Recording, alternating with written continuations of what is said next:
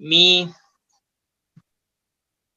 जेव्हापासून राष्ट्रीय शिक्षण धोरण जाहीर झालं तेव्हापासून या विषयावरती विविध व्याख्यानं देत आलेलो आहे. तेव्हा मी असा निर्णय घेतला होता की राष्ट्रीय शिक्षण धोरणाविषयी व्याख्यान देण्याची कोणतीही संधी सोडायची नाही.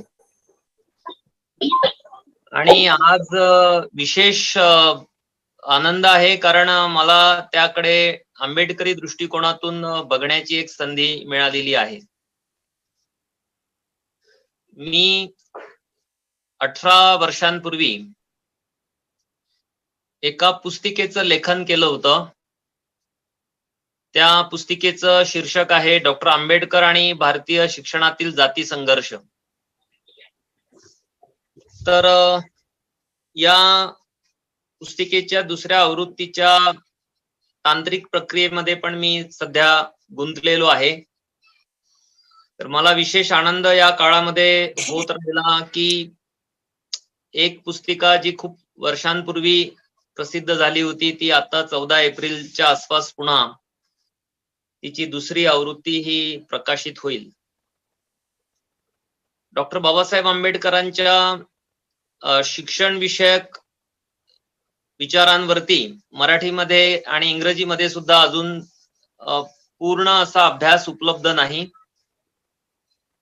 मी लिहिलेली पुस्तिका पण खरं तर त्याला न्याय देणारी नाही आहे. इतका तो मोठा गहन असा प्रश्न आहे.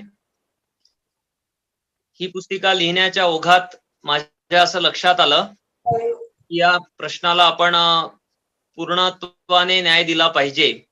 आणि मग मी त्याला जोडून भाषिक राजकारण आणि भारतातील सामाजिक ताणतणाव, सामाजिक संघर्ष हा माझ्या पीएचडीच्या संशोधनाचा विषय केला. तो काळ जो मी अभ्यासासाठी निवडलेला होता तो वासाहतिक काळ होता आणि ज्योतिराव फुल्यांचा आणि डॉक्टर बाबासाहेब आंबेडकरांचा जो काळ आहे तो मुख्यतः जो बाबासाहेब आंबेडकरांचाही जवळपास म्हणजे आयुष्याचा बहुतांश महत्वाचा जो काळ आहे तो ब्रिटिश राजवटीतला आहे. त्यांच्या सार्वजनिक जीवनाची 27 वर्षे ही ब्रिटिश राजवटीच्या कालखंडामधली आहेत आणि त्यांचं मुख्य शैक्षणिक विषयक जे विचार आहेत तेही ब्रिटिश काळामध्ये लिहिल्या गेलेले विचार आहेत. त्यानंतर त्यांनी शिक्षण विषयक फार लेखन त्यांना करता आलं नाही. लेखनाच्या प्रायोरिटीज बदलल्यात, आयुष्याचे संदर्भ बदलले. पण ज्योतिराव फुल्यांचा संपूर्ण जो जीवनकाल आहे तो वासाहतिक काळ आहे. 19वे शतक आहे. फुल्यांचं सार्वजनिक जीवन हे 1848 ला सुरू झालं आणि त्यांचा मृत्यू 1890. हा जो त्यांचा राजकीय म्हणा सार्वजनिक अशा जीवनाचा हा एकूण 40-42 वर्षांचा जो पट आहे फुल्यांच्या जीवनाचा तो ब्रिटिश राजवटीतला आहे. त्यामुळे या दोघांचे विचार समजून घेण्यासाठी आपल्याला वासाहतिक काळामधलं जे शिक्षण धोरण आहे ते समजून घ्यावं लागतं आणि त्यानंतर जे भारतामध्ये घडलं 1947 नंतर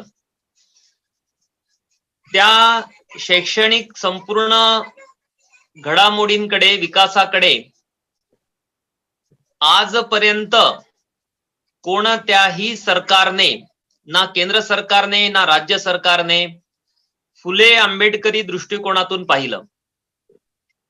मी 47 नंतरचे वेगवेगळे जे शिक्षण आयोग आहेत या आयोगांचे अहवाल वाचण्याचा प्रयत्न केला. अलीकडचे तर बहुतेक सगळेच वाचलेत गेल्या 25-30 वर्षांमधले. तर या कोणत्याही शासकीय अहवालामध्ये, सरकारच्या अहवालांमध्ये फुले आंबेडकरी दृष्टिकोन मला दिसला नाही.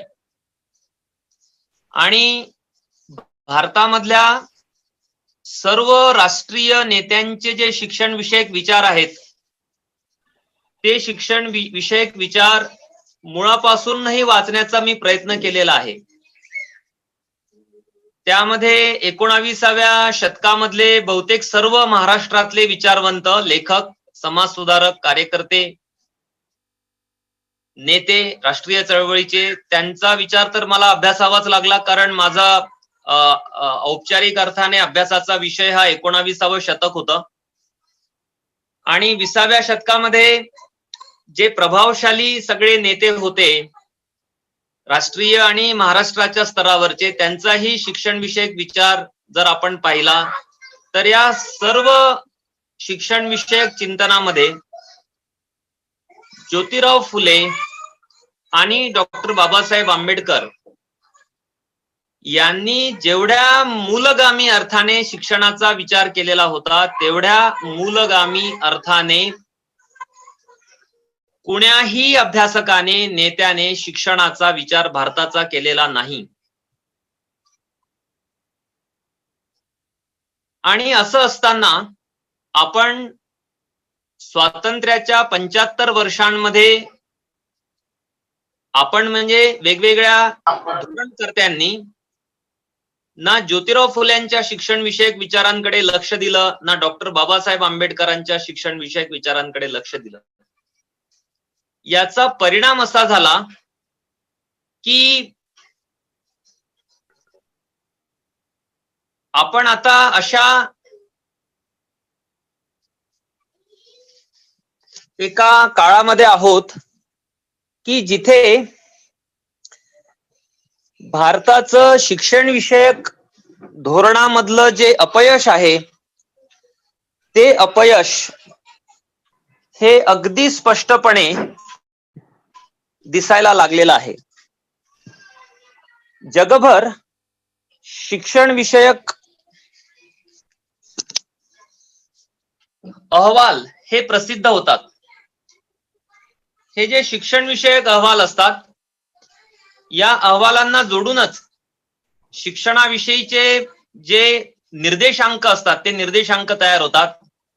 या निर्देशांकांमध्ये भारत हा तळाशी आहे हे आपल्याला जगभराच्या अभ्यासातून दिसून येतं.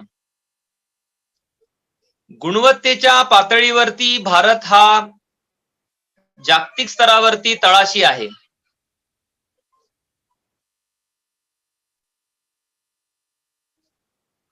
आउट ऑफ स्कूल चिल्ड्रन ज्याला म्हणतात, शालाबाह्य विद्यार्थी ज्याला म्हणतात, त्याच्याविषयी 2011 चा एक अहवाल जनगणनेचा, त्याचा अभ्यास 4 अभ्यासकांनी केला आणि त्याविषयी त्यांनी एक संशोधनपर लेख लिहिला, ज्यामध्ये अतिशय धक्कादायक बातमी त्यांनी दिली की भारतामध्ये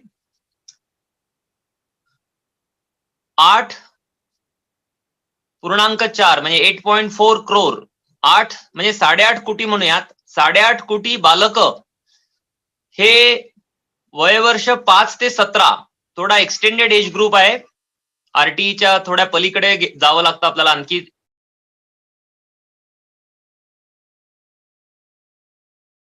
वयोगटामधल्या एकूण विद्यार्थ्यांपैकी 8.5 कोटी विद्यार्थी हे शालाबाह्य आहेत, असा त्यांनी निष्कर्ष भारतीय जनगणना 2011च्या आधारे काढला. जेव्हा की 2009 मध्ये आरटीई आलेलं होतं आणि त्याची खूप धूमधडाक्यामध्ये अंमलबजावणी सुरू झालेली होती.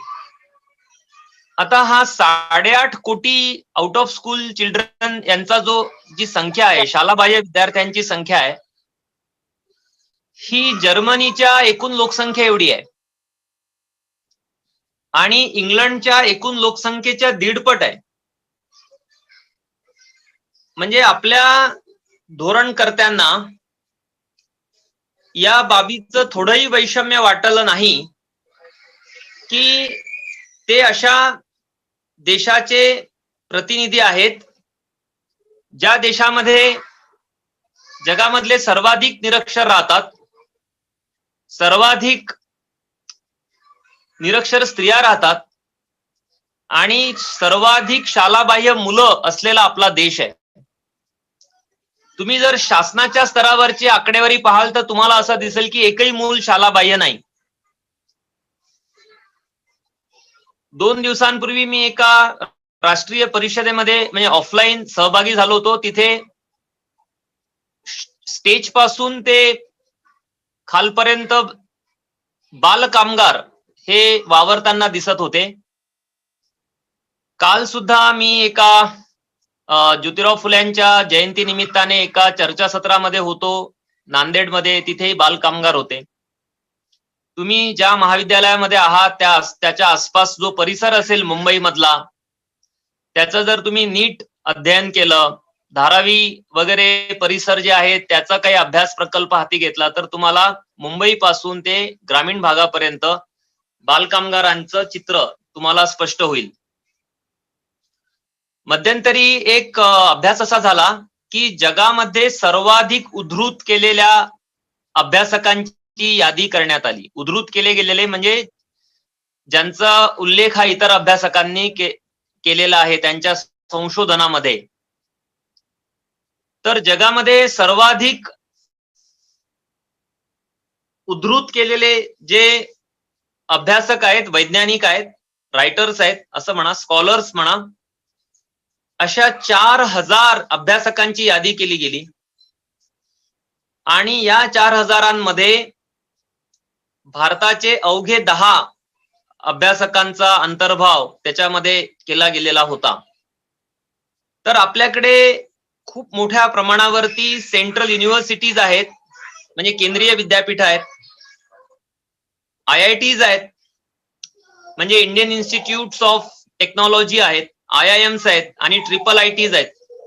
या व्यतिरिक्त प्रत्येक विषयाला समर्पित अशी एक केंद्रीय संस्था आहे.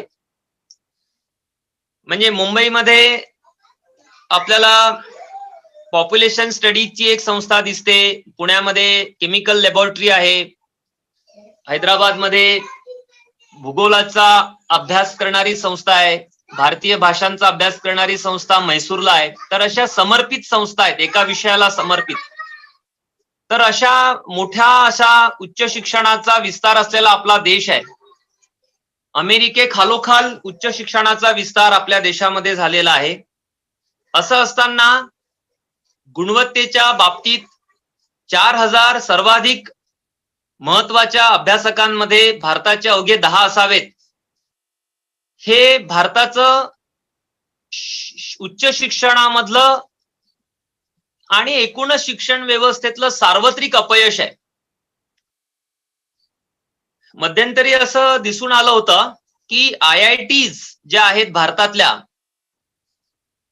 ज्या संस्थांकडे भारतीय अभिजानांचं लक्ष आहे, त्यांचा डोळा सतत IIT कडे आहे, आपली मुलं हे IIT कडे जावी यासाठी केवढी धडपड केली जाते, याचा खूप जवळून प्रत्यय हा मी नांदेडमध्ये राहतो तर नांदेडकरांना येत असतो. नांदेड हे भारताचं केंद्र झालेलं आहे 11वी आणि 12वीच्या प्रायव्हेट कोचिंगचं. या शहरामध्ये 1 लाख विद्यार्थी हे नांदेड बाहेरून आलेले आहेत नीट आणि JEE किंवा तत्सम परीक्षांचा अभ्यास करण्यासाठी. तर मध्यंतरी जयंत नारळीकर यांनी असा एक गौप्य स्फोट केलेला होता की आपल्याकडे IITs जे आहेत त्यांची परीक्षा ही पाठांतरावर आधारलेली आहे आणि म्हणून IITs मधून खूप महत्वाचे असे आंतरराष्ट्रीय ख्यातीचे वैज्ञानिक तयार होऊ शकलेले नाहीत. तुम्हाला माहिती असतील तर तुम्ही ते शोधा, त्यांच्यावरती लेख लिहा आणि नारळीकरांना उत्तर द्या. पण मी IITचा नंतर बराच अभ्यास केला, हा माझा अभ्यासाचाच विषय आहे. ज्यांना अधिक रुची आहे त्यांनी अजंता सुब्रमण्यम यांचा कास्ट ऑफ मेरिट हे रोटलीजने प्रसिद्ध केलेलं पुस्तक जरूर वाचावं. हे IITच्या फेल्युअर विषयीचं पुस्तक आहे आणि IITs ह्या कशा जातीयवादाचा अड्डा झालेल्या आहेत याविषयीचं अतिशय मूलगामी प्रायमरी अशा सोर्सेसवर, मुलाखतींवर, तिथल्या डेटावरती आधारलेलं पुस्तक हे मूळच्या भारतीय पण आता अमेरिकेमध्ये प्रोफेसर असलेल्या अजंता सुब्रमण्यम यांनी लिहिलं.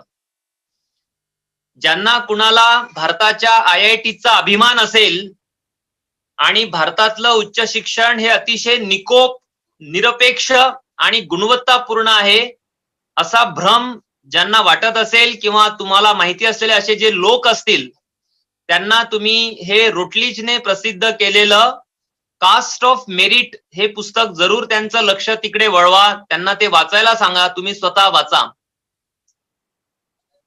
तर आपल्या ज्या IITs आहेत त्यांच्यासाठी घेतली जाणारी जी एंट्रन्स टेस्ट असते, जी आता होईल 2 महिन्यांनी, आणि वैद्यकीय क्षेत्रासाठी नीट नावाची एक परीक्षा घेतली जाते. त्या परीक्षेसाठी जी एंट्रन्स टेस्ट घेतली जाते ती अतिशय यांत्रिक आणि केवळ पाठांतरावरती आधारलेली असते. मी नांदेड मधल्या काही ज्युनियर कॉलेजेसची माहिती घेतली काही एका कारणासाठी. मला असं कळालं की कुठल्याही ज्युनियर कॉलेजमध्ये क्लासेस होत नाहीत, लॅबोरेटरीज मध्ये प्रयोग होत नाहीत. विद्यार्थी हे प्रायव्हेट कोचिंग क्लासला ऍडमिशन घेतात आणि नॉमिनली ते कुठल्या तरी ज्युनियर कॉलेजमध्ये ऍडमिट केले गेलेले असतात. तर अशा कारणामुळे सुद्धा भारतीय IITs मध्ये गुणवत्तापूर्ण विद्यार्थ्यांचा प्रवेश हा होत नाही. जे पाठांतर करणारे आहेत आणि जे भारतीय बाजार आणि उच्च शिक्षणासाठीची किंमत पेलू शकतात, अशा मध्यम आणि उच्च मध्यम वर्गातले विद्यार्थी हे मोठ्या प्रमाणावरती IITs ला जाऊ शकतात. याविषयी एक अशी चिंता व्यक्त केली गेली होती 50व्या स्वातंत्र्य दिनी आपल्या देशाच्या, म्हणजे हे 75वं वर्ष आहे आणि 25 वर्षांपूर्वी जेव्हा सुवर्ण महोत्सव होता, तेव्हा इंग्लंड मधल्या नेचर नावाच्या एका अतिशय मान्यता प्राप्त संशोधन पत्रिकेने भारतीय स्वातंत्र्यावरती विशेषांक केला होता. आणि त्या विशेषांकाला त्यांनी संपादकीय लिहिलं. त्या संपादकीयमध्ये असं मांडण्यात आलं होतं की भारतीय IIT ज्या आहेत, म्हणजे इंडियन इन्स्टिट्यूट्स ऑफ टेक्नॉलॉजी ज्या आहेत, त्या अमेरिकेला तंत्रज्ञ पुरविणाऱ्या संस्था आहेत. कारण या IITचे जे विद्यार्थी आहेत ते सुरुवातीची बरीच वर्ष हे अमेरिकेला जात होते. याची 2 कारणं होती. एक तर ते जे शिक्षण घेत होते त्या शिक्षणाला अनुरूप अशी इंडस्ट्री भारतामध्ये नव्हती. या वाक्याला आपण असंही फिरवू शकतो की भारतामध्ये जे उद्योग होते, कारखाने होते, त्या कारखान्यांना अनुरूप त्यांना आवश्यक असं शिक्षण हे IITs मध्ये दिलं जात नव्हतं. त्यापेक्षा अधिक प्रगत शिक्षण दिलं जात होतं. आणि दुसरं एक कारण असं आहे की भारतीय समाजामधला जो अभिजन आहे, तो अभिजन हा जाती व्यवस्थेमधून आलेला असल्यामुळे त्याला समाज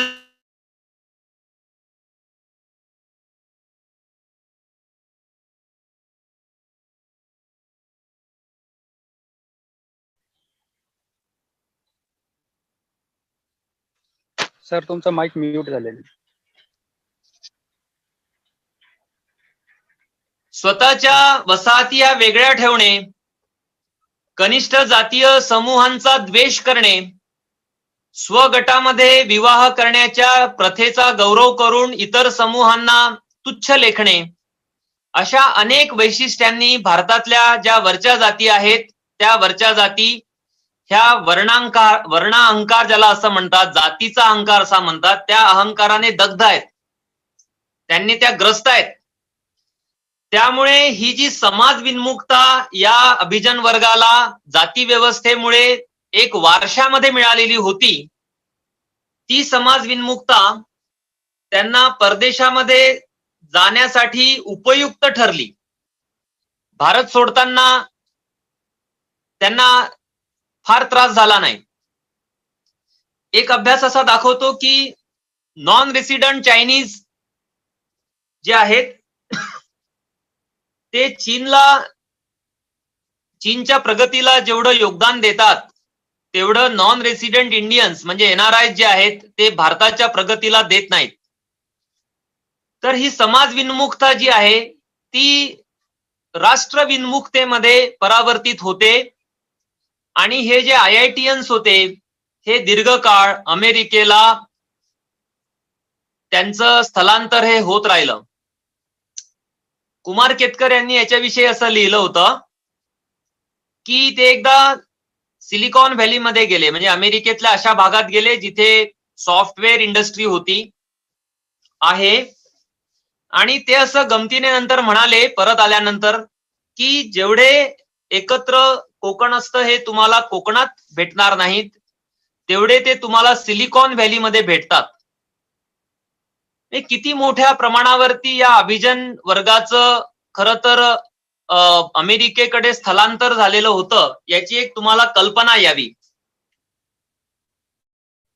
या पार्श्वभूमीवरती बँगलोरमध्ये एका राष्ट्रीय संस्थेच्या पदवी प्रदान समारंभामध्ये इन्फोसिस या भारतातल्या अतिशय महत्वाच्या सॉफ्टवेअर इंडस्ट्री मधल्या एका कंपनीचे संचालक नारायण मूर्ती यांनी पदवी प्रदान समारंभाचे प्रमुख पाहुणे या नात्याने भाषण दिलं आणि त्यांनी असा एक दावा केला, एक प्रश्न विचारला की जगामधल्या सर्वसामान्य लोकांच्या घरामध्ये उपयुक्त ठरेल अशी कोणतीही वस्तू किंवा त्यासाठीचं संशोधन हे IITsला आणि भारतातल्या उच्च अशा स्तरावरच्या वैज्ञानामधल्या संस्थांमधील वैज्ञानिकांना करता आलेलं नाही. आता हे विधान हे कोणी पाकिस्तानच्या, चीनच्या अभ्यासकाने केलेलं नाही किंवा संसदेमधल्या विरोधी पक्षाच्या नेत्याने पण केलेलं नव्हतं. हे अशा एका माणसाने केलं जो खालून आलेला होता आणि कष्टाने त्याने इन्फोसिस नावाची एक मान्यता प्राप्त अशी एक सॉफ्टवेअर क्षेत्रामधली कंपनी स्थापन करून स्वतःचं जे काही आहे कर्तृत्व ते सिद्ध केलेलं होतं. त्या नारायण मूर्तींनी असा एक प्रश्न त्या कन्व्होकेशन स्पीच मध्ये उपस्थित केला. तर मी जेव्हा मी 25 वर्षांपासून शिक्षण या सगळ्या प्रश्नाचा अभ्यास करत आलेलो आहे आणि मला असं सतत वाटलं की भारतीय शिक्षण जे आहे ते सर्वाधिक मागासलेलं आणि सर्वाधिक दुर्लक्षित असा प्रांत आहे. मी एक अवघ्या 30 सेकंदांमध्ये परत येतो.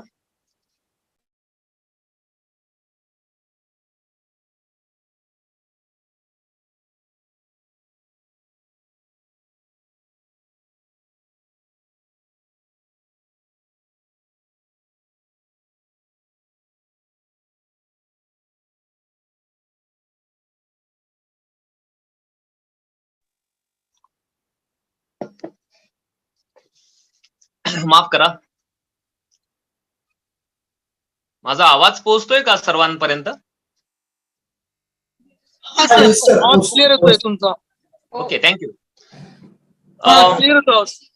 मला नेहमी असं वाटलं की भारतामध्ये सर्वाधिक दुर्लक्षित जे क्षेत्र आहे ते आपलं शिक्षणाचं क्षेत्र आहे. हे यासाठी आपल्या चिंतेचा विषय असायला हवा की जगभर हा विचार तर मांडला गेला की शिक्षण जे आहे ते आधुनिकीकरणाचं एक महत्वाचं साधन आहे. हे सर्वाधिक सर्वांच्या आधी सुरुवातीला सर्वात आधी ज्योतिराव फुले आणि सावित्रीबाई फुल्यांनी हेरलं. म्हणजे त्या दाम्पत्याचं सर्वात कळीची समज जी आहे ती आपल्याला यामध्ये दिसते की त्यांनी ज्ञान हे भारताला आधुनिक करेल, आधुनिकीकरणाकडे घेऊन जाईल, आधुनिकीकरणाकडे नेईल म्हणजे जुन्या सामंती प्रभावातून काढेल. हा जगभराचा अनुभव आहे की तुम्हाला जर समाजांना त्या समाजाला जर सामंती प्रभावातून बाहेर काढायचं असेल तर त्यांचं आधुनिकीकरण घडवून आणावं लागेल. आणि आधुनिकीकरण जर घडवून आणायचं असेल तर त्याची अतिशय प्रभावशाली प्रक्रिया जी आहे ती शिक्षणाद्वारे आहे. युरोप, अमेरिका, जपान, ऑस्ट्रेलिया, चीन हे देश जे आहेत किंवा HDI म्हणजे ह्युमन डेव्हलपमेंट इंडेक्स मध्ये सर्वात वरचे जे देश आहेत या देशांकडे जर तुम्ही काळजीपूर्वक एक नजर टाकली तर तुमच्या लक्षात येईल की मानवी विकास निर्देशांकामध्ये सर्वात वर जे देश आहेत ते असे देश आहेत ज्यांनी शिक्षणाच्या विस्ताराची जे उद्दिष्ट आहे ते पूर्ण गाठलेलं होतं. तुम्हाला आश्चर्य वाटेल कदाचित ऐकून की इंग्लंडमध्ये 19व्या शतकाच्या शेवटी जवळपास 100% साक्षरतेचं उद्दिष्ट हे गाठण्यात आलेलं होतं. म्हणजे आजही ते आपण गाठू शकलेलो नाही 2022ला. ते इंग्लंडने आजपासून आपल्या जवळपास 125-30 वर्ष आधी ते उद्दिष्ट गाठलेलं होतं आणि त्यानंतर जन्माला आलेलं प्रत्येक जे मूल असेल इंग्लंडमधलं हे साक्षर होईल, सुशिक्षित होईल याची हमी इंग्लंडच्या सरकारने घेतली. हे उदाहरणासाठी एक देश घेऊयात आपण. असं भारतामध्ये घडलं नाही. आपल्याकडे 2014ला नवीन सरकार आलं. त्या सरकारने वारंवार सांगितलं की आम्ही शिक्षणाकडे लक्ष देऊ. त्यांच्या मॅनिफेस्टोमध्ये पण होतं, ज्या पक्षाचं सरकार आलंय त्या पक्षाच्या. पण मागचे 7 जे अंदाजपत्रक आहेत, म्हणजे आपण ज्याला बजेट म्हणतो, त्या बजेटचा अभ्यास असा दाखवतो की एकाही बजेटमध्ये शिक्षणावरती जो अपेक्षित 6% खर्च आहे तो करण्याची तजवीज करण्यात आलेली नव्हती. तर हे जे भारतीय शिक्षणाचं सार्वत्रिक अपयश जे आहे, संख्येच्या पातळीवरती, गुणवत्तेच्या पातळीवरती आणि एकूणच शिक्षणाचं जे सार्वत्रिक रूप आहे त्या सर्वच पातळ्यांवरती जे अपयश आहे, या अपयशामागे भारतामधली जाती व्यवस्था आणि जाती व्यवस्थेशी बांधिलकी मानणाऱ्या वर्गाचं प्रभुत्व समाजामधलं हे कारणीभूत आहे. हे त्या 19व्या शतकामध्ये ज्योतिराव फुल्यांनी सांगितलं. तुम्हाला ज्यांना अधिक स्वारस्य असेल या प्रश्नामध्ये, फुल्यांनी गुलामगिरी या पुस्तकाला लिहिलेली प्रस्तावना वाचावी आणि हंटर आयोगाला दिलेलं निवेदन वाचावं. हे दोन्ही वाचायला तुम्हाला 1 तासापेक्षा जास्त वेळ लागणार नाही. समग्र फुले वाङ्मयाची प्रत मिळवा, त्यातल्या ह्या 2च बाबी वाचा. तुम्हाला फुल्यांच्या शिक्षण विषयक धोरणात काय भूमिका होती याची एक प्रचिती येईल, अंदाज येईल. फुल्यांनी त्या काळामध्ये ब्रिटिशांना ही वॉर्निंग दिली होती की तुम्ही जर शिक्षणाचा प्रश्न हाताळला नाही तर भारत हा मागासलेपणाच्या खोल गर्तेमध्ये अनेक वर्ष, पुढचे अनेक दशक हा असा त्या आपण म्हणतो की गाळामध्ये रुतून बसल्यासारखा राहील. आणि ब्रिटिशांना काही इंटरेस्ट नव्हता सर्व भारतीयांना शिक्षण देण्यामध्ये. म्हणून जेव्हा 47 मध्ये भारत स्वतंत्र झाला तेव्हा भारतामधले फक्त 16% लोक हे साक्षर होते. तुम्ही कल्पना करू शकता, तुमच्यापैकी जे विद्यार्थी आहेत त्यांचे आजी आजोबा हे त्या काळी जन्मलेले होते. स्वातंत्र्याच्या जेव्हा पाठ होत होती तेव्हा त्यांचं शिक्षण किती झालेलं आहे हा प्रश्न प्रत्येकाने आपल्या आतमध्ये विचारावा, असं थोडंसं आतमध्ये डोकावून विचारावा स्वतःच्या व्यक्तिमत्वामध्ये, कुटुंबामध्ये, की आपले आजी आजोबा किंवा त्यांचे आई वडील हे 47च्या आसपास तुमच्या घरातली जी पिढी शालेय जीवनामधली असेल त्यांना किती शिक्षण मिळालेलं होतं. तर ते सुद्धा अतिशय साधारण असं प्राथमिक शिक्षण मिळालेला वर्ग मोठा होता या 16%मध्ये. आणि ज्याला आपण उच्च शिक्षण म्हणू, ज्याच्याद्वारे तुम्हाला अधिक सन्मानाने जगण्याची पात्रता तुमच्यामध्ये येते, असा उच्च शिक्षण घेतलेला कोणताही आपल्या समाजामधला बहुसंख्य, या 16%मधला बहुसंख्य वर्ग हा उच्च शिक्षणापासून परावृत्त एका अर्थाने ठेवण्यात आलेला होता. मी एका मध्यमवर्गीय अशा कुटुंबातून आलेलो होतो, पण तरी देखील माझे आजी आजोबा हे जवळपास निरक्षर होते, जे की स्वातंत्र्याच्या वेळी ते तरुण होते. तर तुम्ही याची कल्पना करू शकता की काय अवस्था, काय समाजाची स्थिती ही स्वातंत्र्याच्या वेळी असेल. आणि स्वातंत्र्योत्तर काळामध्ये फुले आणि आंबेडकर यांनी जी एक दिशा दिलेली होती भारतीय शिक्षणाच्या संदर्भामध्ये, त्याकडे पूर्णपणे पाठ फिरविली गेली. आता नारळीकरांकडे आपण पुन्हा जाऊ की भारतातल्या सर्वोत्कृष्ट संस्था मानल्या जातात IITs. म्हणजे जगातल्या सर्वोत्कृष्ट 500 वगैरे संस्थांची जेव्हा यादी होते तेव्हा भारतातल्या 3 किंवा 5 संस्था त्याच्यामध्ये येतात. आणि त्यामध्ये IITचा उल्लेख म्हणजे ते केला जातो, अंतर्भाव केला जातो. तर ह्या IITs मध्ये जी एंट्रन्स घेतली जाते IIT साठी ती पाठांतरावरती आधारलेली आहे. आता भारतामध्ये पाठांतराला का महत्व दिलं जातं? नारळीकरांचा जो रोख होता तो पाठांतराकडे होता. हा लेख त्यांनी द टाइम्स ऑफ इंडिया मध्ये लिहिला होता. त्याला आता 15 वर्ष होऊन गेलेली आहेत. तर पाठांतरावरती आधारलेली शिक्षण व्यवस्था भारतीय सत्ताधाऱ्यांना आणि शिक्षण धोरणकर्त्यांना, शिक्षण तज्ञांना आक्षेपार्ह का वाटली नाही? याचं कारण आपल्याला बाबासाहेब आंबेडकरांच्या विचारांमध्ये सापडू शकतं. आपल्याकडे प्राचीन काळामध्ये 2 शिक्षण प्रणाल्या होत्या. एक जी शिक्षण प्रणाली होती ती ब्राह्मणी शिक्षण प्रणाली होती, जी गुरुकुलांवर आधारलेली होती. आणि दुसरी जी शिक्षण प्रणाली होती ती बौद्ध शिक्षण प्रणाली होती, जी गुरुकुलांवर आधारलेली नव्हती. ब्राह्मणी शिक्षण प्रणाली जी होती ती पठणावर आधारलेली होती. या शिक्षण प्रणालीने ज्ञान हे लिपिबद्ध होण्याला विरोध केला. वेद हे लिहिले जाण्यापूर्वी शतकानुशतके मुखोद्गत केले जात होते. एका पिढीकडून दुसऱ्या पिढीकडे मौखिक रूपामध्ये ते हस्तांतरित होत होते आणि ते पठण कोणी करायचं यावरून ब्राह्मणांमध्ये द्विवेदी, त्रिवेदी, चतुर्वेदी असे आडनावं तयार झालेत की कुणाला किती वेद पाठ करण्याचा अधिकार आहे. आणि या पठणातून जी अशुद्धता येत होती ती घालवण्यासाठी पाणिनीला व्याकरण रचण्याचं काम देण्यात आलेलं होतं. ही जी पठण परंपरा होती ही भयंकर होती. कुठल्याच अर्थाने ती स्वीकारली जाऊ शकत नाही. जगामध्ये कुठल्याही देशामध्ये पाठांतरावरती शिक्षणाचा विचार हा आधारलेला नाहीये. भारतामध्ये आहे.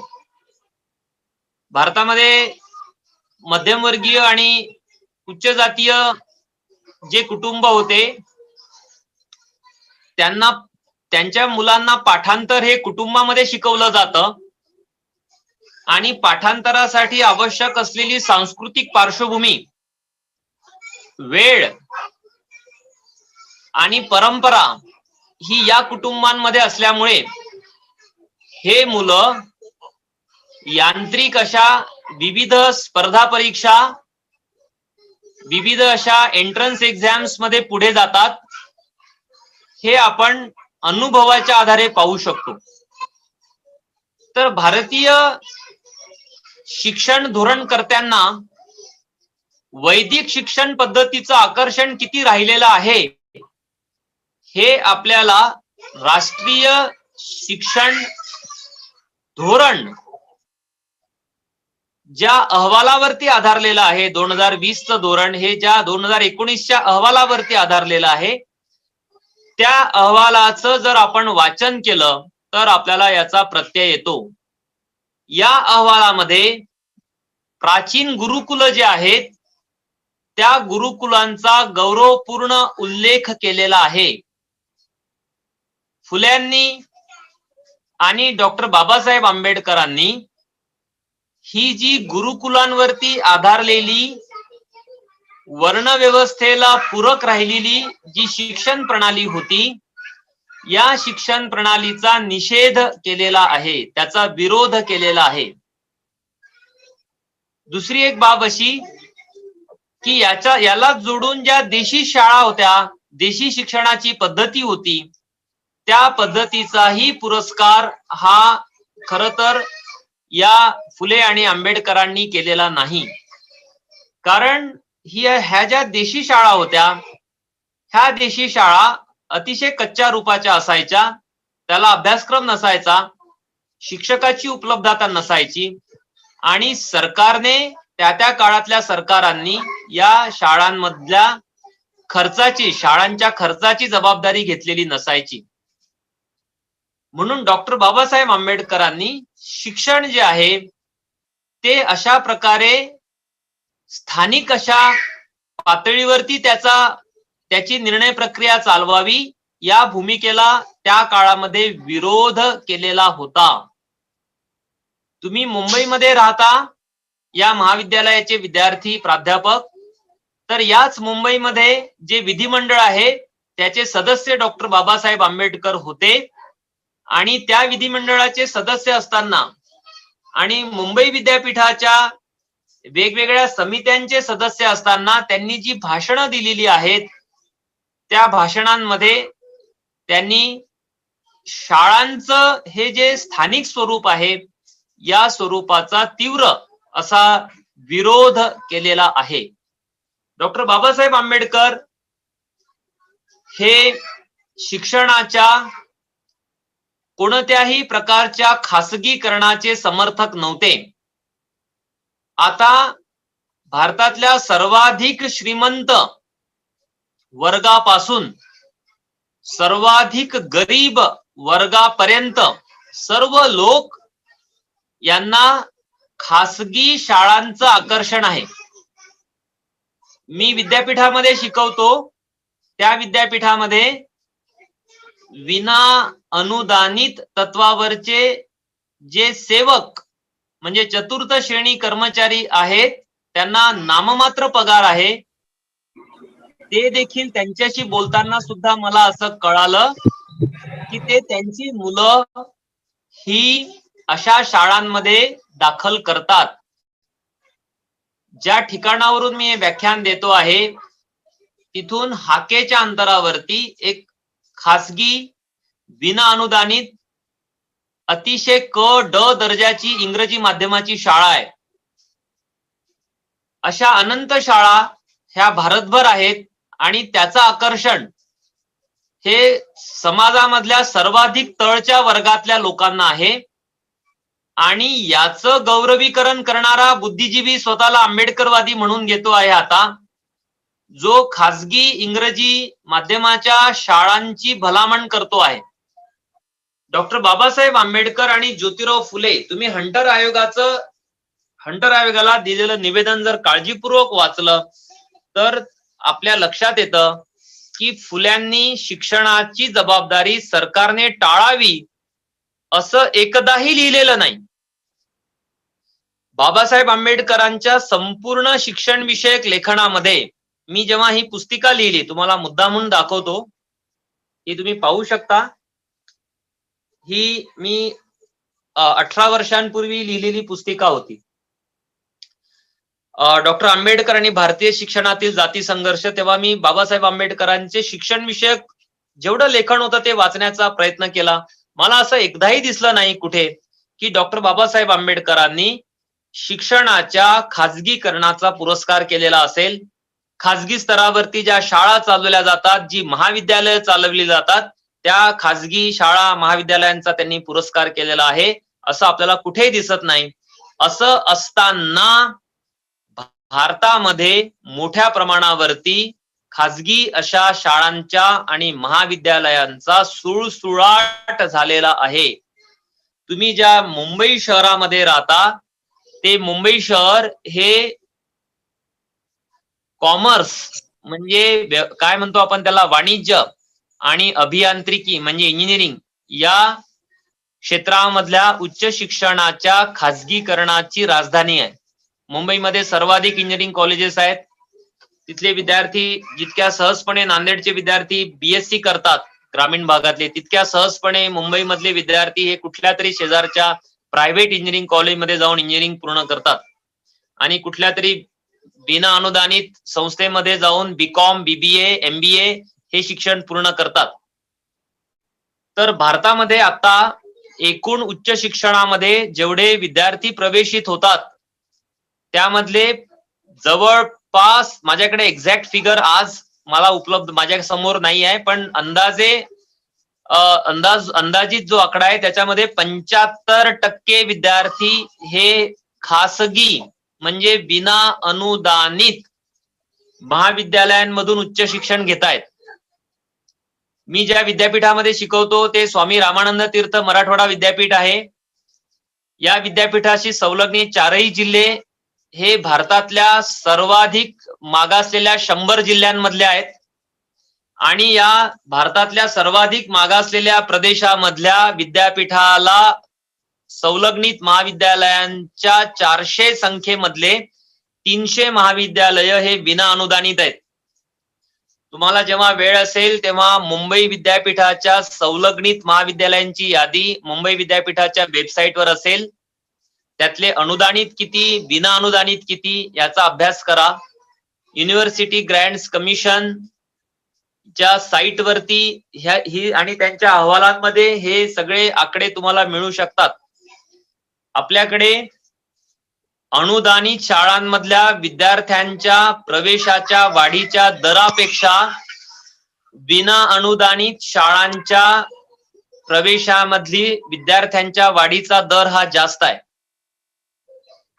तर प्राथमिक शिक्षण असो की उच्च शिक्षण असो, खासगी अशा शाळा, महाविद्यालय आणि विद्यापीठांच्या वाढीचा दर हा आपल्याकडे जास्त राहिलेला आहे.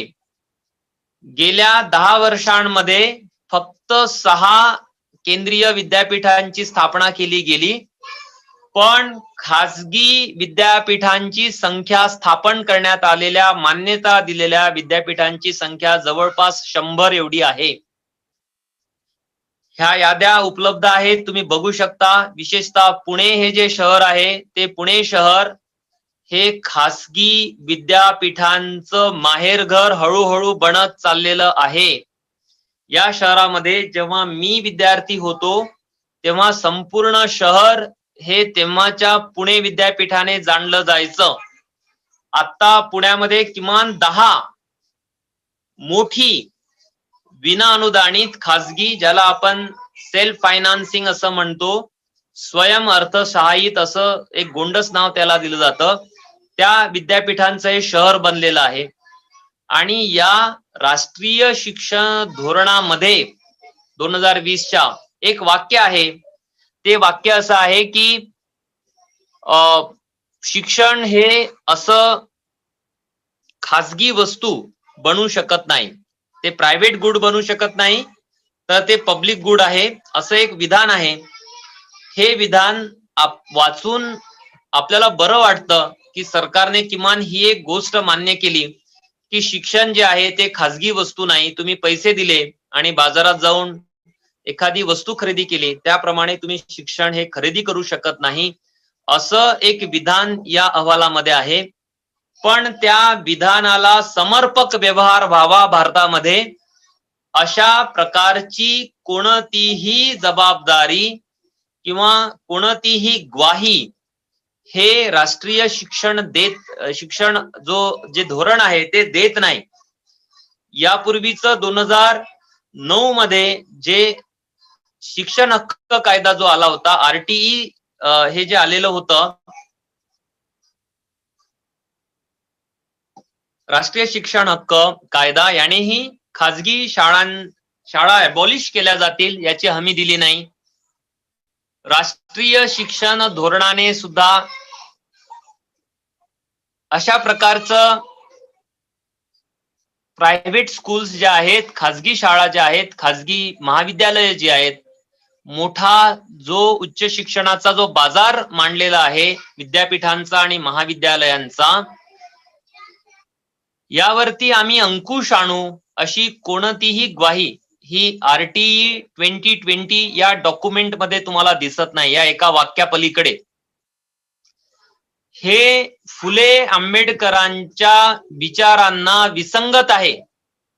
म्हणजे देशाचे सर्व नेते परवा आंबेडकर जयंती साजरी करणार आहेत. बाबासाहेब आंबेडकरांच्या प्रतिमेला संसदेपासून ते ग्रामपंचायतीपर्यंत सगळीकडे हार घातले जाणार आहेत. पण जो शिक्षणाचा विचार हा या देशातल्या बहुजन समाजाला जुन्या सामंती प्रभावामधून बाहेर काढणार होता, त्या फुल्यांच्या आणि बाबासाहेब आंबेडकरांच्या शिक्षण विषयक विचारांना खुलेआम तिलांजली देखील हाच वर्ग देणार आहे, देत आलेला आहे. म्हणून भारताचं सार्वत्रिक शिक्षणाचं पतन आपल्याला झालेलं दिसतं. हे स्टॅटिस्टिकली आपण प्रूव्ह करू शकतो. मी एका विद्यापीठामध्ये प्राध्यापक म्हणून काम करतो आहे, तर मी जबाबदारीने हे सगळं बोलतो आहे. यासाठीचा कोणताही जो वाद होईल तो वाद घालण्यासाठी मी तयार असेल. आवश्यक ते सर्व पुरावे देण्यासाठी मी तयार असेल. यापुढे माझी ही व्याख्यानं हे युट्यूब वरती लाईव्ह होतात, फेसबुकवर लाईव्ह होतात, त्यामुळे मला जबाबदारीने बोलावं लागेल आणि ती जबाबदारीचं भान ठेवून मी भारतातल्या या शिक्षण व्यवस्थेच्या सार्वत्रिक अपयशाविषयी नेहमी बोलत आलेलो आहे.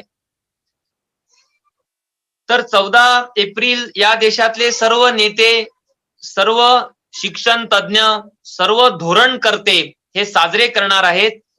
आणि असं असताना बाबासाहेब आंबेडकरांचे उंच उंच पुतळे, उंच उंच अशा इमारतींना त्यांची नावं दिली जातील. त्यांच्या नावाने वेगवेगळे मिशन्स आणि सेंटर्स स्थापन केले जातील. विद्यापीठांमध्ये आंबेडकर चेअर स्थापन केल्या जातील. पण त्यांचा जो विचार आहे, शिक्षण विषयक विचार, ज्यामध्ये कुठल्याही प्रकारे खाजगीकरणाचं समर्थन नाही, शाळा महाविद्यालय आणि विद्यापीठ ही जातीयवादाची अड्डे बनतील, याची कोणतीही तजवीज असावी असं त्यांचं मत नाही. मी एक दीर्घ लेख हा लातूरवरून प्रसिद्ध होणाऱ्या विचारशलाका या नियतकालिकासाठी लिहिला. त्यासाठी माझा खूप वेळ मला खर्च करावा लागला. तर त्याच्यामध्ये भारतातल्या शिक्षणाच्या सामाजिक इतिहासामध्ये जो जातीय ताणतणाव कसा राहिला यासाठी हे लिहिण्यासाठी मी तो एक दीर्घ लेख लिहिला. त्यामध्ये मी मध्यंतरी रुडॉल्फ हे दोन अभ्यासक होते. आता ते बहुधा जिवंत नसतील, कारण 50 वर्षांपूर्वी त्यांनी politics of education in India हा एक अतिशय महत्वाचा ग्रंथ ऑक्सफर्ड युनिव्हर्सिटी प्रेसने संपादित ग्रंथ प्रसिद्ध केला. त्यामध्ये रुडॉल्फ यांनी असं लिहिलं की स्वातंत्र्यपूर्व काळामध्ये आणि स्वातंत्र्योत्तर काळामध्ये भारतातल्या शिक्षण संस्था ह्या विशिष्ट जातींच्या नियंत्रणात राहिलेल्या आहेत. तर भारतामधलं जे शिक्षण आहे, हे शिक्षण हे वेगवेगळ्या प्रस्थापित जातींचा सरकारसोबत वाटाघाटी करण्याचं क्षेत्र राहिलेलं आहे, ज्याला पॉलिटिकल निगोशिएशन्स असं म्हणतात. की मी या जातीचा आहे, एका प्रभावशाली जातीचा आहे, तर माझ्या जातीच्या वतीने मी सरकारसोबत वाटाघाटी करतो, म्हणजे निगोशिएशन्स करतो की तुम्ही आम्हाला अनुदान द्या, या अनुदानावरती आम्ही आमची शाळा महाविद्यालय चालवू. माझं प्राथमिक शिक्षण, महाविद्यालयीन शिक्षण आणि संशोधनपर सगळं जे शिक्षण झालं ते अशा शिक्षण संस्थांमध्ये झालं ज्याला एकतर जातीचा संदर्भ होता किंवा धर्माचा संदर्भ होता. तुम्ही तुमच्या शाळा महाविद्यालय आठवा, विद्यापीठ आठवा, त्याला सुद्धा असे विशिष्ट जातीचे आणि धर्माचे संदर्भ असतात. रुडॉल्फ यांनी याविषयीचा जो ग्रंथ सिद्ध केला 50 वर्षांपूर्वी, त्याचं शीर्षक मी तुम्हाला पुन्हा एकदा सांगतो. Education and politics in India हे ऑक्सफर्ड युनिव्हर्सिटी प्रेसचं पुस्तक आहे. भारतातल्या शिक्षणावरचं आकारमानाने सर्वात मोठं पुस्तक मी पाहिलेलं हे सर्वात मोठं पुस्तक होतं. एका डिक्शनरी एवढं हे पुस्तक होतं. अतिशय महत्वाकांक्षी प्रकल्प तो होता. तर त्याच्यामध्ये आपल्याला अशी प्रकरणं वाचायला मिळतात जी असं सांगतात, हे पुस्तक आलं 1972 मध्ये, म्हणजे आजपासून साधारणपणे 50 वर्ष आधी.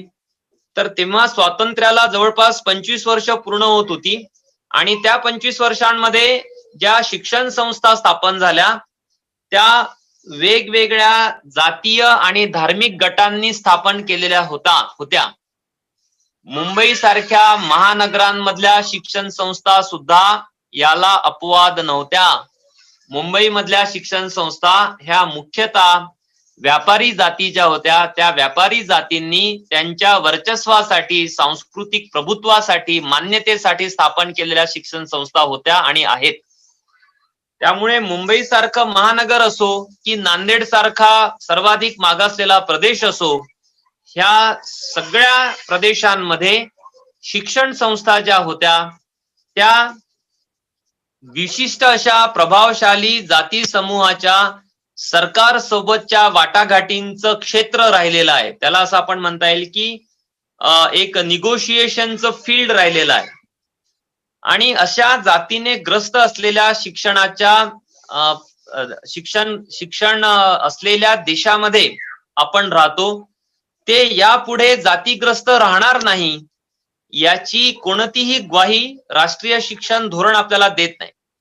उलट ज्या वसतिगृहांसाठी मोठा संघर्ष झाला, ज्या स्कॉलरशिपसाठी मोठा संघर्ष झाला, त्याच्याविषयी प्रश्नचिन्ह या धोरण वाचताना खरं तर निर्माण होतात. अनेक संकल्पना मांडल्या गेल्या. 2 संकल्पना फक्त तुमच्या माहितीसाठी ठेवतो, कारण एवढा मोठं शिक्षण धोरण आणि ते मी 40-50 मिनिटांमध्ये बोलावं हे शक्य बनत नाही. म्हणून 2 फक्त त्यामधल्या संकल्पना, 3 संकल्पना बोलेल फार तर वेळ मला जर वेळेने परवानगी दिली तर. आणि मी थांबेल. एक असं आहे की यामध्ये खूप गोंडस संकल्पना मांडली गेली, ती स्कूल कॉम्प्लेक्सची आहे. असं लिहिलं गेलं की छोट्या छोट्या शाळा असतात, त्या विखुरलेल्या असतात, तिथे शिक्षक नसतात आणि मग अशा शाळांमध्ये सुविधा देता येत नाही सरकारला. तर मग आपण असं करूयात की ह्या शाळा बंद कराव्या, असं धोरणामध्ये लिहिलं नाही, कारण शाळा बंद करता येत नाही. बंद करणे, क्लोजर, ही खूप लांब प्रक्रिया आहे आणि ती पूर्ण करता येणार नाही. म्हणून शाळा मर्ज, स्कूल मर्ज करायच्या असे शब्द प्रयोग केले गेले आणि त्यासाठी स्कूल कॉम्प्लेक्स ही संकल्पना वापरली गेली. तर तुम्हाला ऐकायलाही छान वाटेल की 4-5 शाळा, तिथे शिक्षक नाही, प्रयोगशाळा नाही, क्रीडांगण नाही, ग्रंथालय नाही. तर अशा शाळा आपण काय करूयात, स्कूल कॉम्प्लेक्स तयार करू. अशा 4-5 शाळांचं एक कॉम्प्लेक्स तयार होईल. 4-5 शाळांमधले 3-3, 4-4 शिक्षक एकत्र येतील, ते 16 शिक्षक होतील. सरकार तिथे आवश्यक ते संसाधनं पुरवेल आणि चांगला स्कूल कॉम्प्लेक्स हा तयार होईल. तर मी जेव्हा काही व्याख्यानं दिली तेव्हा तिथल्या पार्टिसिपंट्सला विचारलं की तुम्हाला हे कसं वाटतं, तर बहुतेक प्राध्यापक होते, पीएचडी झालेले लोक होते, ते म्हणले की ही खूप चांगली संकल्पना आहे. नंतर मला त्यांना समजावून सांगण्यामध्ये खूप वेळ गेला की किती कशी फसवणूक आहे. लक्षात घ्या की भारतामध्ये जर 8.4 कोटी बालकं हे जर शालाबाह्य असतील तर त्या शाळेमध्ये विद्यार्थी नाहीत असं आपल्याला म्हणून ती शाळा बंद करता येत नाही. जेव्हा वेळ मिळेल तेव्हा युट्यूब वरती असं सर्च करा की जपानमधल्या एका मुलीसाठी एका भागामध्ये ट्रेन ही बंद केली गेली नव्हती. जेव्हा ट्रेन बंद करण्याचा निर्णय घेतण्यात आला तेव्हा कळालं सरकारला की एक मुलगी त्या गावातून शाळेमध्ये जाते, म्हणून त्या गावातलं जे स्टेशन होतं ते रेल्वे स्टेशन, त्या मुलीने विशिष्ट अशा वयापर्यंत शाळेत जाण्यासाठी जो काळ येईल तोपर्यंत ते रेल्वे स्टेशन सुरू ठेवलं गेलं. ती ट्रेन धावत होती, त्यासाठी आवश्यक जो स्टाफ होता त्या 2 स्टेशन मधला तोही नोकरीमध्ये ठेवला गेला. तर ही जेव्हा बातमी जगामध्ये कळाली तेव्हा खूप आश्चर्य व्यक्त केलं गेलं. मी तर अजूनही मला त्याचं खूप आश्चर्य वाटतं की एका विद्यार्थिनीसाठी जपान हे एक रेल्वे स्टेशन जिवंत ठेवतं आणि एक संपूर्ण ट्रेन चालवण्यासाठी जेवढी यंत्रणा लागते ती यंत्रणा कार्यान्वित ठेवली जाते आणि ती मुलगी ही विशिष्ट वयापर्यंत त्या ट्रेनने शाळेमध्ये जाते. याची माहिती तुम्ही युट्यूब वरून घ्या. मी ज्या जिल्ह्यामध्ये राहतो त्या जिल्ह्यामध्ये उमरी नावाचं एक गाव आहे. त्या गावामध्ये एक घटना घडली होती काही वर्षांपूर्वी की आरटीई आल्यानंतर असं सांगितलं गेलं की जिथे शाळा नाही तिथे सरकार मुला मुलींसाठी प्रायव्हेट बसेसला हायर करेल किंवा एसटी महामंडळाच्या बसेस देईल. हे सुरुवातीला पाळलं गेलं, पण त्याची भयंकर एक कथा अशी घडली की उमरी नावाच्या गावामध्ये अनेक मुलं मुली त्या शाळेच्या बसमध्ये, एसटी महामंडळाच्या बसमध्ये प्रवेश घेण्यासाठी त्याला अक्षरशः लोंबकळत आणि एकदा बस भरलेली असताना बस ड्रायव्हरने बस सुरू केली, त्यात मुलगी ही दरवाज्यातनं खाली पडली. त्याने रिव्हर्स गिअर टाकला, ती बस मागे आली आणि त्या मागच्या चाकाखाली ही मुलगी चिरडली गेली. ही मुलगी शेतमजुराची मुलगी होती, दारिद्र्य रेषेखालच्या कुटुंबातली मुलगी होती आणि ती एका मुस्लिम कुटुंबामधली होती. ह्या तिन्ही गोष्टी याची आपण नोंद घ्यावी की ती एका मायनॉरिटी कम्युनिटीच्या समाजातली मुलगी होती, आर्थिकदृष्ट्या ती शेतमजूर कुटुंबातली मुलगी होती आणि ती मुलगी होती. तर ही घटना नांदेड सारख्या ठिकाणी घडली. तर एका बसमध्ये 100-150 मुलं कोंबली जात होती आणि ती बस संध्याकाळी निघायची आणि ती गावोगावी फिरून त्या मुलांना त्यांच्या गावामध्ये पोहोचवलं जात होतं. तर स्कूल कॉम्प्लेक्स हे RTE 2009चं व्हायोलेशन आहे, हे कोणीही मांडत नाही. RTE तुम्हाला विशिष्ट अशा किलोमीटरच्या अंतरामध्ये शालेय शिक्षण 5वी पर्यंत नंतर 8वी पर्यंत देण्याची हमी देतं किंवा सरकारवरती जबाबदारी टाकतं. उद्या ह्या शाळा बंद होतील. RTE साठी एक मोठा झगडा झाला. त्या RTEचं व्हायोलेशन NEP 2020 मध्ये होतंय, याकडे कोणी लक्ष देत नाही. तर स्कूल कॉम्प्लेक्स हा एक बनाव आहे. आता ज्या शाळा आहेत, ज्या एक शिक्षकी द्विशिक्षकी शाळा आहेत, याची संख्या किती आहे हे या डॉक्युमेंटमध्ये देण्यात आलेलं आहे.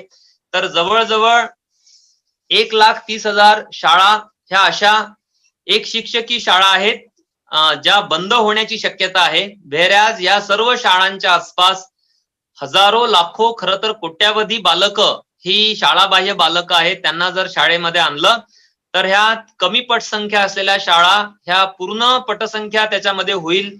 आणि माझं तर मत आहे की 4 आणि 5 जरी विद्यार्थी असले तरी तो जो वर्ग आहे तो वर्ग हा चालवला जावा.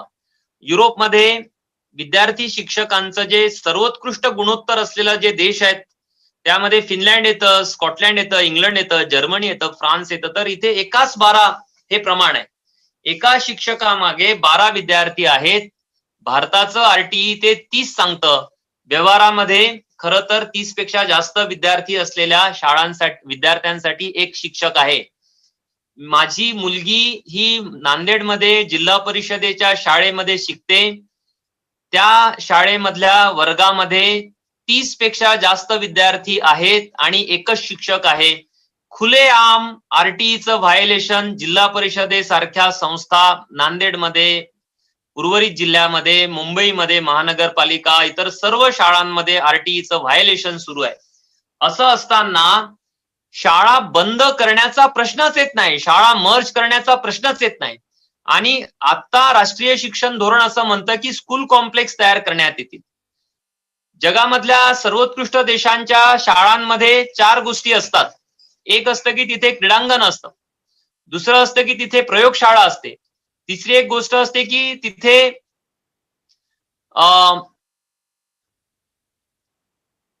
ग्रंथालय असतं आणि चौथी एक गोष्ट असते की तिथे हॉबीचे क्लासेस घेतले जातात. मी पुन्हा त्या 4 गोष्टींचा पुनरुच्चार करतो की शाळेमध्ये वर्गखोली व्यतिरिक्त 4 गोष्टी आवश्यक आहेत की एकतर ग्रंथालय आवश्यक आहे, तिथे क्रीडांगण आवश्यक आहे,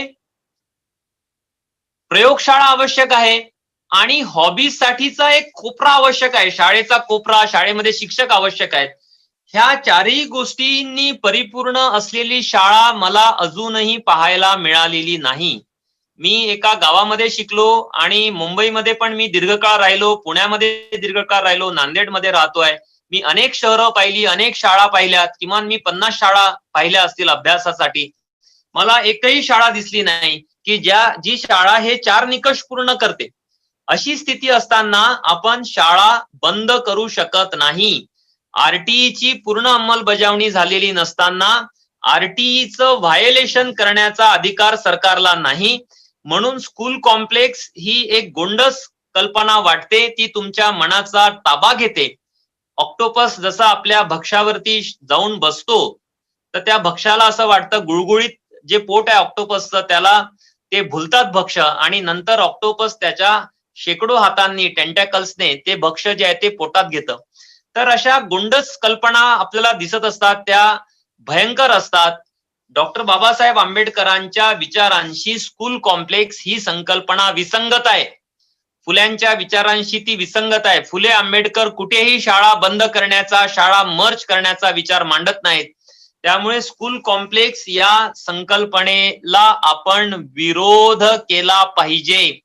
जर तुम्हाला असं वाटत असेल की भारतामधले जे गरीब आहेत, दलित आहेत, आदिवासी आहेत, ओबीसी आहेत, नोमॅडिक ट्राईब्स आहेत, मायनॉरिटीज आहेत, गरीब वर्ग आहे, कामगार आहेत, शेतकरी आहेत, मुली आहेत, यांनी शिकावं, गुणवत्तापूर्ण शिक्षण त्यांना मिळावं असं जर वाटत असेल तर या स्कूल कॉम्प्लेक्सला आपण विरोध केला पाहिजे. त्याऐवजी प्रत्येक शाळेला त्या सर्व सुविधा सरकारने दिल्या पाहिजे ज्यासाठी सरकार बांधील आहे. ह्या वेगवेगळ्या राजकीय पक्षांच्या मॅनिफेस्टोज मध्ये ते जे लिहितात ते वाचून आपण त्यांना त्याची आठवण करून दिली पाहिजे की तुम्ही प्रत्येक शाळेमध्ये गुणवत्तापूर्ण शिक्षण देण्यासाठी बांधील आहात.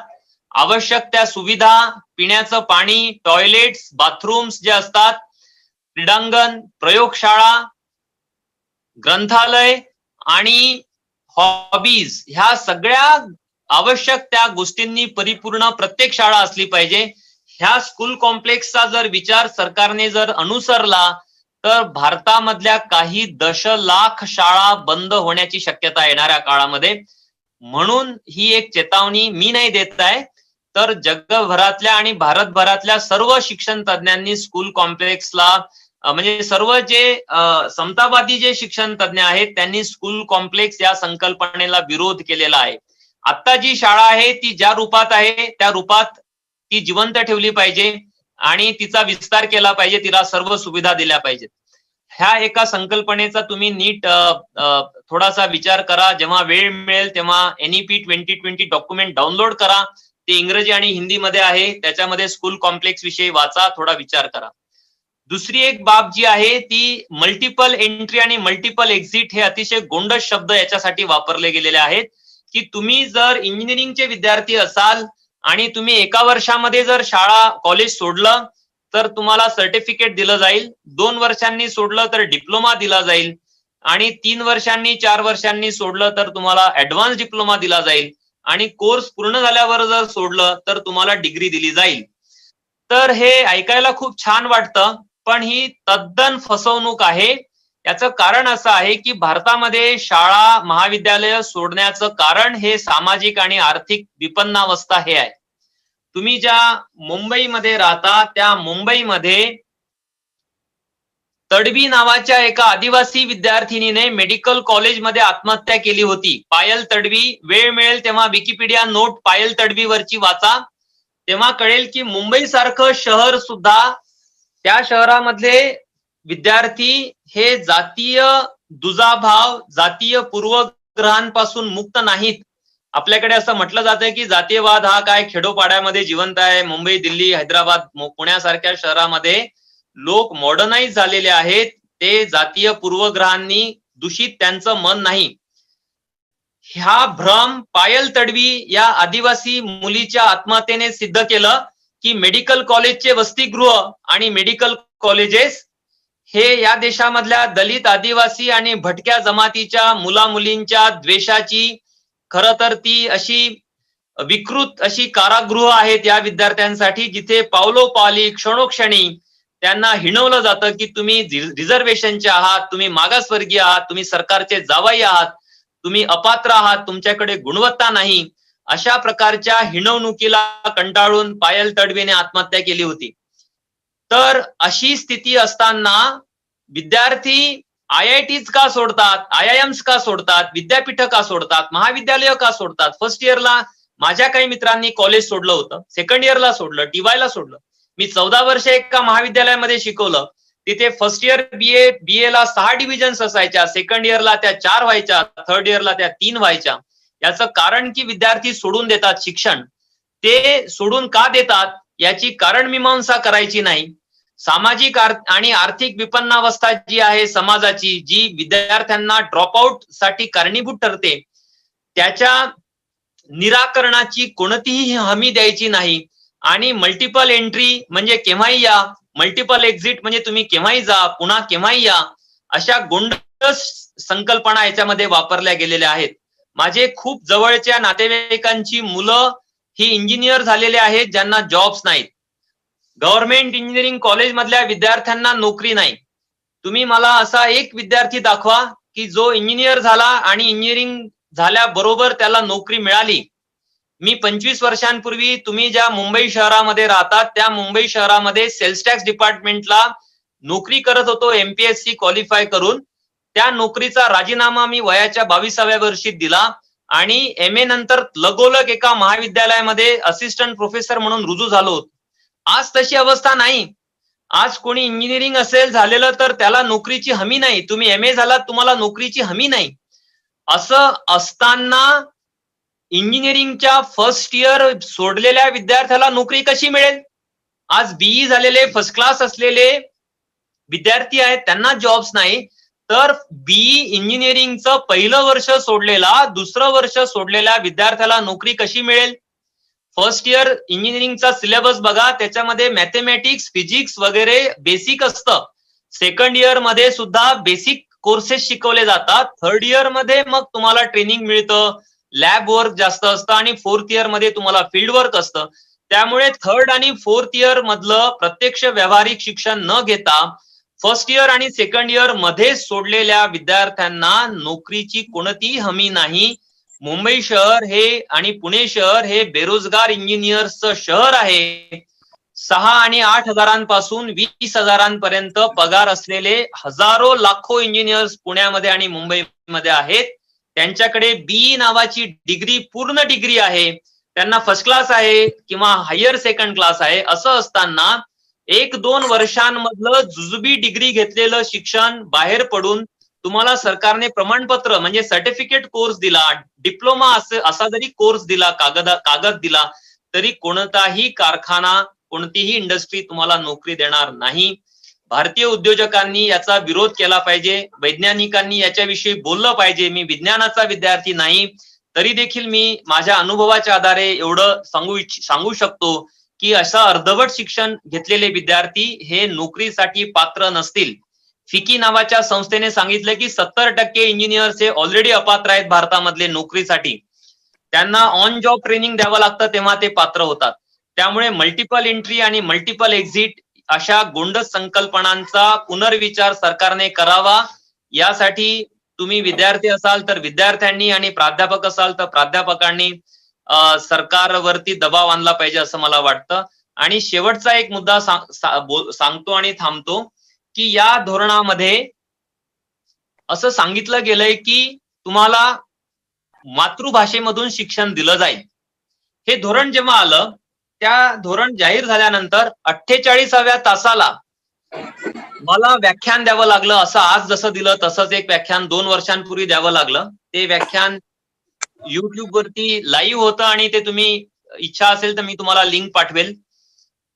तर मी अवाक झालो जेव्हा वृत्तपत्रामध्ये वाचलं, मोठे मोठे भाषेचे तज्ञ, वेगवेगळ्या विद्यापीठांचे भाषा विभागाचे प्रमुख, वेगवेगळे कुलगुरू म्हणायला लागले की आता क्रांती झाली आणि आता तुम्हाला मातृभाषेमधून शिक्षण मिळेल. तर या देशामधला बुद्धिजीवी, प्राध्यापक, मराठीचे प्राध्यापक, कुलगुरू हे एवढे भ्रमित असतात, ते शिक्षण धोरण समजून घेण्यासाठी एवढे अपात्र असतात, हे मला त्या दिवशी कळालं. मी सुद्धा आश्चर्यचकित झालो की लागलं की मातृभाषेमधून आम्ही तुम्हाला शिक्षण देऊ. मग मी तात्काळ ते राष्ट्रीय शिक्षण धोरण जे होती प्रत ती डाउनलोड केली, 60 पानांचं इंग्रजी डॉक्युमेंट घाईघाईने वाचायला सुरुवात केली आणि मला ते वाक्य दिसलं जिथे मातृभाषेमधून शिक्षण देण्यासाठीची तरतूद होती. तिथे त्यांनी असं लिहिलेलं आहे या धोरणामध्ये की वेर एव्हर पॉसिबल, आता मला वेळ नसल्यामुळे मी ते पूर्ण वाक्य वाचून दाखवत नाही, वेर एव्हर पॉसिबल या 2 शब्दांचा मराठी अनुवाद होतो जिथे शक्य असेल तिथे आम्ही विद्यार्थ्यांना 8वी पर्यंत मातृभाषेमधून शिक्षण देऊ. आता जिथे शक्य असेल तिथे म्हणजे काय? हा जर तुम्ही इंग्रजी माध्यमाच्या शाळांमधल्या पालकांच्या लहरीवर हा प्रश्न सोडला, संस्था चालकांच्या लहरीवर सोडला, विद्यार्थ्यांच्या लहरीवर सोडला, तर बाजाराने हा विचार भारतामध्ये प्रसूत केलेला आहे की इंग्रजी माध्यमाच्या शिक्षणामधूनच पुढे फ्युचर आहे, तुमचं नोकऱ्या मिळणार आहे, तुमचे पालक, तुमचे बाल्य जगणार आहे, त्यांना ते IAS होणार आहेत, ते पटापट IIT ला जाणार आहेत. तर हा जो एक मोठा भ्रम हा बाजाराने तयार केलेला आहे, त्या भ्रमाच्या प्रभावामध्ये खरं तर हे निर्णय घेतले जातात. जगभरातल्या शिक्षण तज्ञांनी मातृभाषेतून शिक्षणाचा पुरस्कार केलेला आहे. असं असताना ह्या धोरणाने एक अशा प्रकारचे शब्द प्रयोग केला की सर्व लोक संमोहित झाले, भ्रमित झाले. त्यांना ते शब्द दिसलेच नाहीत व्हेअर एव्हर पॉसिबल. आणि ते भ्रमिष्ठासारखे जे कोणी असतील ते शिक्षकांपासून कुलगुरूंपर्यंत सर्व लोक भ्रमिष्ठासारखे म्हणायला लागले की यापुढे मातृभाषेतून शिक्षण मिळणार आहे. मला सांगा, हे धोरण जाहीर होऊन लवकरच 2 वर्ष पूर्ण होतील. मुंबई मधल्या, नांदेड मधल्या कोणत्या शाळेमध्ये मातृभाषेतून शिक्षणाची हमी दिली गेली? कोणत्या इंग्रजीच्या शाळा किंवा परभाषीय शाळा ह्या बंद करण्यात आल्या? तर व्हेअर एव्हर पॉसिबल ही ज्याला म्हणतात की एक मेख मारली गेली. असे शब्द प्रयोग करून एक कायद्याच्या पातळीवरती स्वतःला सुरक्षित सरकारने ठेवलं. आणि तो प्रश्न हा पालकांच्या, शिक्षकांच्या, प्रायव्हेट जे प्लेयर्स आहेत, त्याला प्लेयर्स म्हणावं लागतं, प्राथमिक खाजगी शाळांच्या क्षेत्रामधले जे भांडवलदार आहेत, जे व्यापारी आहेत, त्यांच्या लहरीवरती हा प्रश्न सोडून दिला गेला. ऑनलाईन एज्युकेशनचा बोलबाला आहे आणि भारतातलं मार्केट त्याचं सगळ्याधिक मोठं मार्केट असणार आहे भविष्यामध्ये. त्यामुळे या इंडस्ट्रीने देखील या धोरणामध्ये भागीदारी केली आणि ऑनलाईन एज्युकेशनची भलामण करणाऱ्या तरतुदी याच्यामध्ये लिहिल्या, याच्यामध्ये केल्या गेल्या. मी याच्या खूप तपशिलामध्ये वेळेअभावी बोलू शकत नाही. तुम्ही विद्यार्थी आहात, प्राध्यापक आहात, तुम्ही जरूर याच्याविषयी मूळ सगळं वाचा. याच्याविषयी अभ्यासक काय म्हणतात, केंद्रीय विद्यापीठामधले जे अभ्यासक आहेत, प्रोफेसर्स आहेत, त्यांनी याविषयी काय मत व्यक्त केलेलं आहे याकडे चिकित्सकपणे आपण पाहायला हवं. फुले जयंती आणि आंबेडकर जयंती ही आपल्याला अशा चिकित्सेची संधी देतं. ही जी व्याख्यानं असतात ती व्याख्यानं आपल्यामध्ये चिकित्सक दृष्टिकोन विकसित करण्यासाठी आयोजित केली जातात.